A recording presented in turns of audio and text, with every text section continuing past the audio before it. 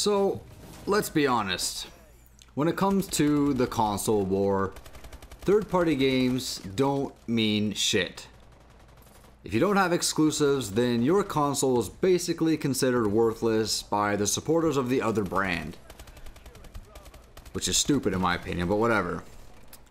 So this year at E3, it is sort of seeming like Microsoft is going to have the upper hand as far as content goes.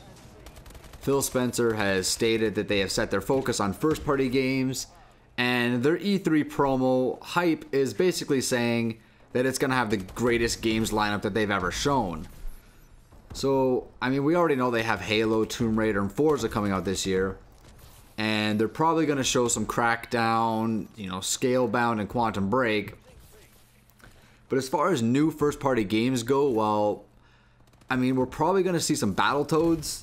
But that's pretty much all we kind of have to go on right now as far as guesses go.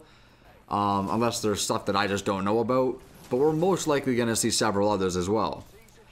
And personally, I think it's a wise business decision for Microsoft to focus on first-party games because, as sort of, I guess, pony-ish as it sounds coming from me, exclusives are really the only thing that make Xbox One even remotely close to worth owning. So putting the focus on that is probably a really smart business move on behalf of Microsoft. But over in the Sony camp, it's looking more and more like it's going to be a show stacked with third-party games. I think we're probably going to see some Destiny stuff as far as, maybe a new expansion. Obviously, we're going to see Star Wars Battlefront. That's probably going to be a big hit at the show, but nevertheless, it's a third-party game. Multiplat. No Man's Sky, it's sort of being marketed as a first-party game, but it's not. It's only a timed exclusive, much like Tomb Raider is for Xbox One. But even still, it's going to be at Sony's show. And it's sort of looking more and more like Black Ops 3 is going to be, the Call of Duty thing is going to be switching sides or perhaps maybe going neutral. I don't know, but it's sort of seeming like it's going to be on the PlayStation side of things this time.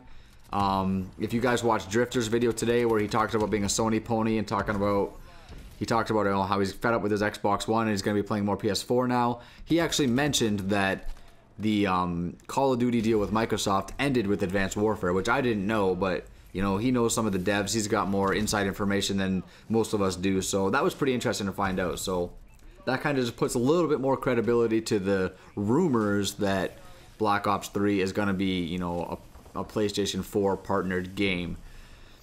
I mean, Sony is definitely going to be showing off some exclusive games, but, will they be 2015 games or will they be most likely 2016 or 2017 games? Like, obviously we're going to see some Uncharted 4, but that's, obviously not till next year. And if that's all they got, then I'm sorry, but I'd say the E3 victory is up for grabs between Microsoft and Nintendo at that point.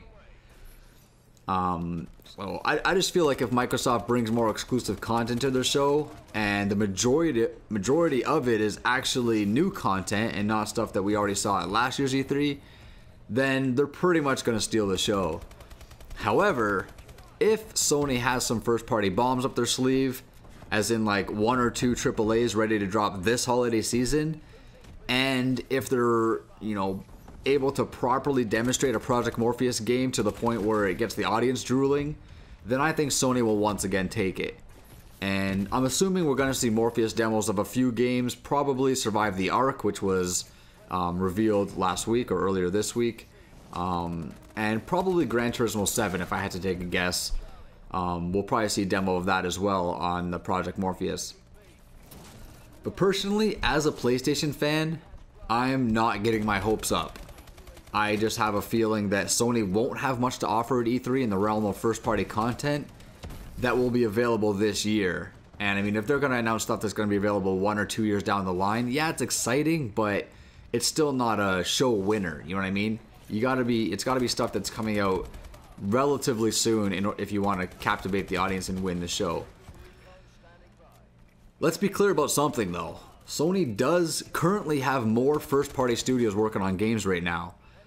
I just think they're further from being ready compared to whatever Microsoft has brewing in the Xbox camps.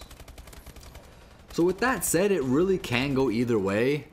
Sony is known for holding their cards close to their chest, but as of right now, it's just looking to me like Microsoft has more confidence going into E3 this year. Now, I sort of purposely left Nintendo out of this because, in all honesty, as much of a Nintendo fan as I was throughout my entire life, I'm really just out of the loop on Nintendo these days. I mean, after GameCube, the Wii consoles really just ruined Nintendo for me. I hated the Wii. I hate the Wii U. I mean, GameCube to me was the last decent console that, you know, Nintendo made. And I didn't even like the GameCube that much. Like, the last great console Nintendo made was the N64. And, I mean, that's going back quite a long time now, like almost 20 years. So, it really hurts me as a former Nintendo big fan that Nintendo has not been able to grab me and, you know, captivate me like they used to. But I will still watch it like I do every year, but they literally need to like drop a freaking nuke if they want to impress me at all. But that's going to be it for this video. So I want you guys to let me know in the comments below what your E3 predictions are, who you think is going to win, who's going to have the strongest showing, and why. So don't forget to smash that like button on the way out. Please subscribe if you're new. I would love it if you guys subscribed. I get a lot of views on my channel from people who aren't subscribed. Like seriously, only 5% of my views come from subscribers. So if the other 95% of you could just hit that subscribe button, help me out a little bit. I mean, I would love you guys forever. I would appreciate it immensely. The support is always appreciated, guys. But that's it. I'm Vile Self. Until next time, villains, thank you for watching. Later.